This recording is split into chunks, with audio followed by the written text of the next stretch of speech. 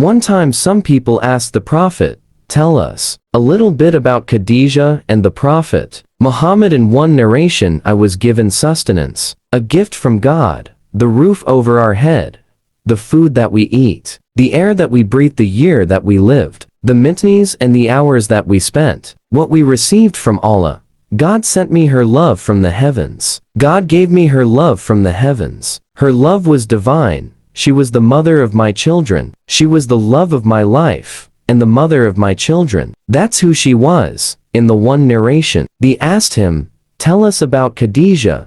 Tell us about Khadija." Some young companions, and Prophet Muhammad says it's like saying, "She was and she just was." Where so you want me to start? Where do I begin? I can't even put it into words. I don't even know what to tell you. She was so amazing. I can't explain it to you. You had to see her. You had to know her. You had to experience it to realize how amazing and remarkable she was. Aisha says, "Do you know what? One Prophet Muhammad, he used to constantly make mention of Khadija very highly. Oh, she was a very good woman. She supported me. She did this. She did that." So one day it told him, "Prophet Muhammad, she was an old lady. She's passed away. Allah's now given you better than her. So why do you keep on talking about her?" He says, "Allah has not replaced me with someone better. She believed in me when everybody disbelieved. She spent her wealth when everyone denied me. She was the strong pillar of support." So Aisha looked at him, and he had this passion when he was speaking.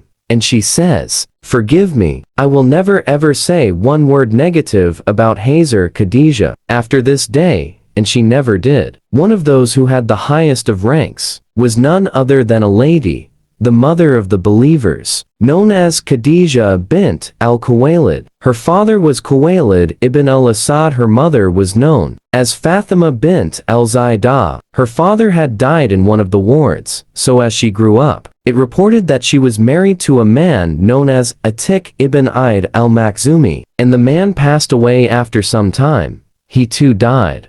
We don't know exactly how, and it is reported that after a short period of time, she was married again to a man known as Abu al-Hala. He had passed away as well, so she was known as a widow. She was quite young, and she was a very wealthy woman, from amongst the lofty tribes of Quraysh. So she was well respected, and at the same time, many of the men had wanted to marry her, but she was very skeptical, because obviously she had been through a marriage, and another one according to the narrations. However, what is confirmed is she was a wealthy business woman who used to strike deals with some of the men, in order to take her wealth and merchandise, and go up to the north, or down to the south of the peninsula, and come back having engaged in business on her behalf, with the condition of having a percentage of the share. But she was not so satisfied with the exact caliber of the men, and what they were doing, and the accountability, and so on. So the Prophet Muhammad started working as a shepherd, and he's a young man, and he continues on working, gathering up some money, and the age about 18, 19, he actually ventures into the marketplace. He's got a little bit of money to get started, and he initially worked as a broker. He would introduce buyers and sellers to one another, and get paid a commission. Immediately, he became known for his honesty, and he developed a reputation for his integrity, and that's where that title started to develop as Sadiq al-Amin, and eventually it led him to the point where now he's earned enough money to start buying and selling goods on his own. And now, he was officially into the marketplace as a businessman. He became known for his hard-working reputation, because, again, he would never, ever dare earn a single penny in an unlawful means by undercutting somebody else's bussiness and underselling or short-selling someone. Until finally, he received a business proposition by the name of Khadija bint Khuwaylid. Some of the flocks of Makkah referred to her as the Princess of Makkah. Some of them referred to her as Khadija al-Kubra, the Great Khadija. Prophet Muhammad spoke to her. She says,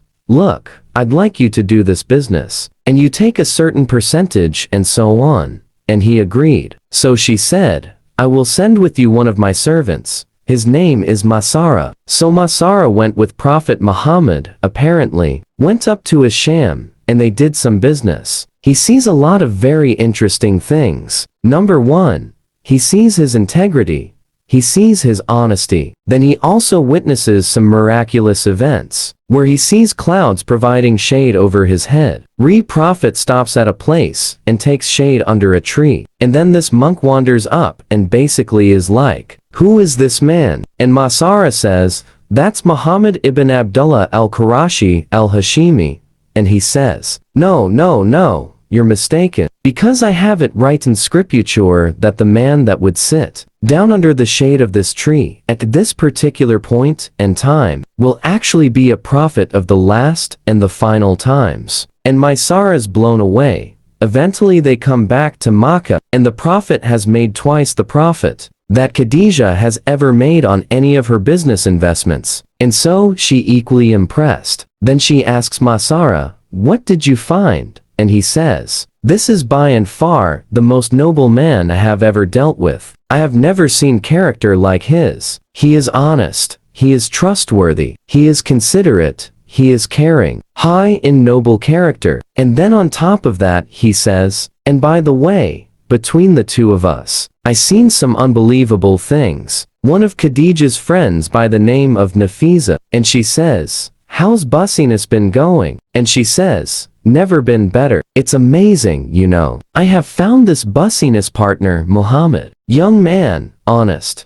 noble, high character, amazing young man. Nothing to complain about. It's awesome." She says, "You know Khadija, you have been single for quite some time now. You need to think about getting married again." She was extremely sought after. She was receiving proposals every single day. Even the Prophet Muhammad was receiving marriage proposals now, and his heart just was not settled with any one of the proposals he was receiving. And there even narration where Abu Talib kind of has a talk with him too. He's like, "You keep turning down proposals. Come on, man, you're making my life difficult. They are breaking my door down." And so now, they are both receiving marriage proposals. And here, Khadija, friend Nafisa, says, "Khadija, you got to think about getting married." And she like, "You know, I have thought about it. It would have to be the right person." And so now, her friend Nafisa says that, "What about Muhammad?" And Khadija responds, "You know what I have actually been considering it as well? It seems like I would make for a very, very good proposal. But how do I go about in doing this?" She says, "Let me handle this. I got this." So she goes to the Prophet Muhammad, and she says, "Have you considered Khadija? She comes from a very, very noble family.